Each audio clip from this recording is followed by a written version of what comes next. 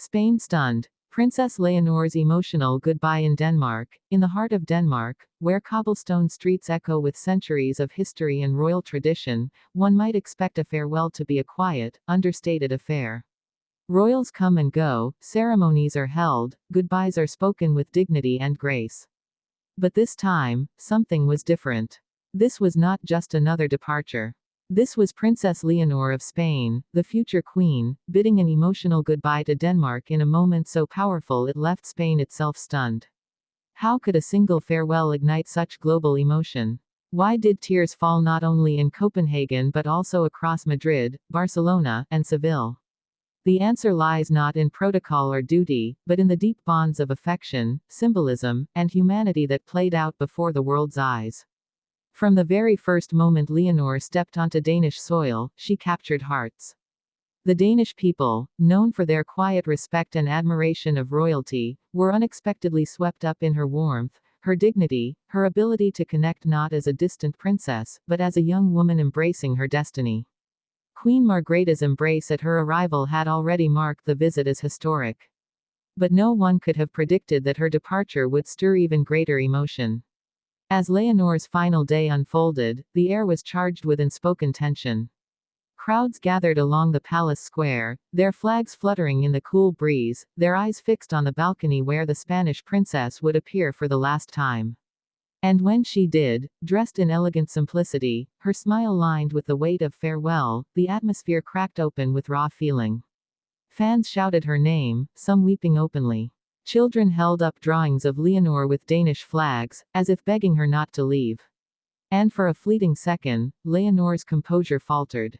She pressed her hand to her heart, her eyes glistening. But why was this moment so powerful? Part of the answer lies in the contrast.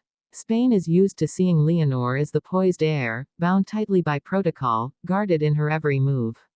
In Denmark, for the first time, the world saw her humanity shine through. She was no longer just a future monarch, but a daughter, a young woman, someone capable of deep emotion. That emotional honesty, rare among royals, struck a chord that no palace decree could manufacture.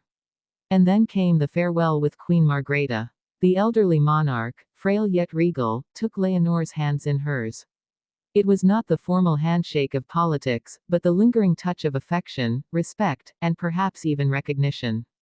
The cameras caught Margrethe whispering words, inaudible to the crowd, yet powerful enough to make Leonor's lips tremble as she nodded, fighting back tears. Some later speculated the queen told her, "You will carry the crown with honor." Whether true or not, the image alone was enough to set Europe ablaze.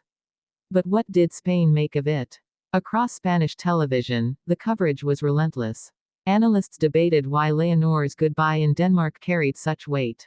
Some said it revealed the international stature she is already commanding, proof that she is ready for her future role. Others argued it showed the loneliness of her path, that even as she earns admiration abroad, she must sacrifice normal joys, normal friendships, normal youth. Social media swelled with hashtags and tributes, Spanish citizens flooding platforms with messages of pride, sorrow, and hope. One comment, repeated thousands of times, read, "Denmark cried because they lost her. Spain cried because she is ours." And still, the questions kept coming. Was this farewell more than symbolic? Was it also strategic? Insiders whispered that the depth of Denmark's public affection for Leonor had sent ripples through Europe's royal circles. Could this mark the beginning of a closer alliance between Spanish and Danish monarchies, one that will shape the continent's balance of tradition and influence in the decades ahead? Or was this simply the human side of royalty breaking through, reminding us that behind crowns and jewels are hearts that feel the same ache of goodbye as anyone else? As Leonor finally stepped into her carriage, the crowd's roar surged again. Flowers rained against the wheels, hands reached desperately, as though trying to hold on to her presence just a moment longer. She turned back once, lifting her hand high, her tears finally visible.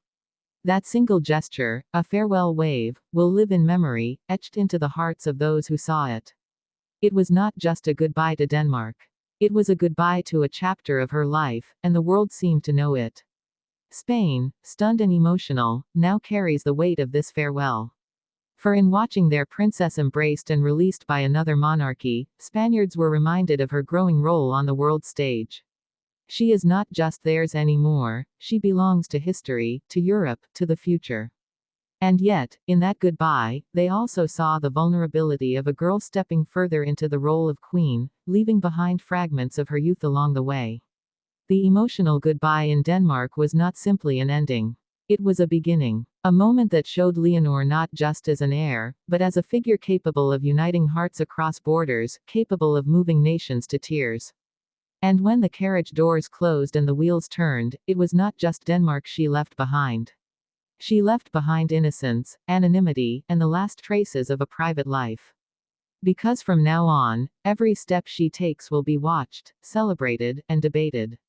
Every farewell will carry the weight of history. And this stunning, heartfelt goodbye in Denmark, will forever stand as the moment the world saw her not as a child of Spain, but as the queen the future demands.